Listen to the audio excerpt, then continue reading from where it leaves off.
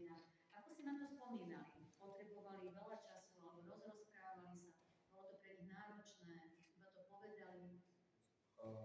Záleží, koľko mali vtedy rokov, ale ja si myslím, že sú tu také udalosti, čo si teda drvivá väčšina veľmi dobre pamätá. A sme boli prekvapení, ako detailne nám to všetko vedeli opísať. Od tých nemeckých vojakov, s ktorými sa stretávali, až od tých Červenej armády a všetky tie rôzne zážitky, ktoré nám porozprávali, a my tam následne snažíme sa priblížiť aj prostredníctvom tých vojakov. No a kedy ho uvidíme?